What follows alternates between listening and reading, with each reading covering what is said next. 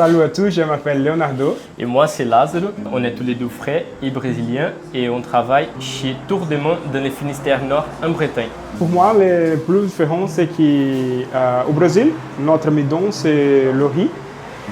Ici, l'amidon de français, c'est la farine. C'est principalement les tradis. Ici, c'est le meilleur pays du monde pour améliorer notre métier. Vous voulez apprendre le métier boulanger. Ici, c'est la meilleure place. Pour moi, c'est ce qui change, c'est qu'ici en France, on a plusieurs variétés de farine. Donc ça, c'était une surprise pour moi quand je suis arrivé ici. Au Brésil, on fait plusieurs variétés de pain, pareil. Mais ici, c'est vachement beaucoup plus. Moi, je suis tourier, donc la quantité aussi des croissants, pain au choc et toute la viennoiserie qu'on fait ici, c'est dingue. Donc ça, pour moi, c'était un surprise. On est meunier et donc depuis maintenant une bonne dizaine d'années, on exporte de la farine au Brésil et on est associé dans la société existante là-bas. On vend de la farine, mais pas que. On a une école aussi de formation.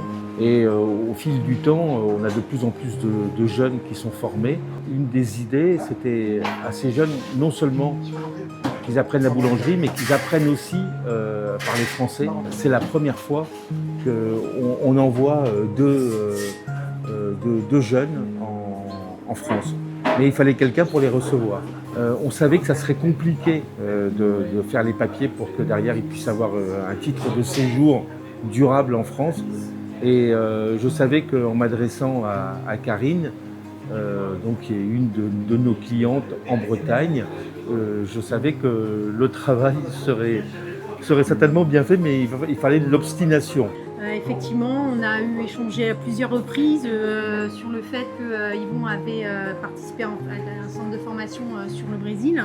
Et donc, c'est vrai qu'au bout de quelques discussions, il nous a proposé en fait d'accueillir deux jeunes qui étaient motivés par la boulangerie. Et alors effectivement, le dossier n'était pas simple à monter, mais j'ai l'habitude de faire de l'administratif. Donc il faut être, je vais dire, motivé et puis être patient. Le dossier a fait plusieurs allers-retours parce qu'il demande beaucoup de documents, ce qui est normal. Et puis au bout de 4 mois, eh bien, on a eu l'autorisation de travail pour 6 mois dans un premier temps. Et on a accueilli Lázaro, qui est arrivé donc, le 22 août en France. Et puis ensuite Leonardo, quelques mois plus tard. Pour nous, c'est une belle aventure humaine parce que eh bien, déjà, ils savaient parler français. Une preuve de motivation pour les deux parce qu'ils ont en fait appris le français au Brésil. Et puis, ils ont apporté beaucoup de joie en fait, dans l'équipe. Ça fait une mixité, une autre culture. Je dirais que c'est un partage d'expérience autant pour eux que pour notre équipe actuelle. Et puis, il y a une belle intégration aussi en France parce que c'est un pays quand même complètement inconnu pour eux. C'est un plaisir en fait de les avoir dans l'équipe au quotidien.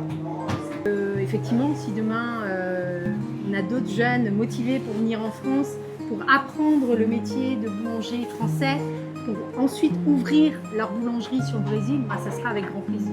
C'est des jeunes qui vont retourner au pays et qui sont forcément, grâce à tous les efforts qu'ils avaient déjà fait au Brésil, les efforts qu'ils font ici en France, forcément, quand ils vont retourner chez eux, ils vont avoir un vrai talent et un vrai savoir-faire.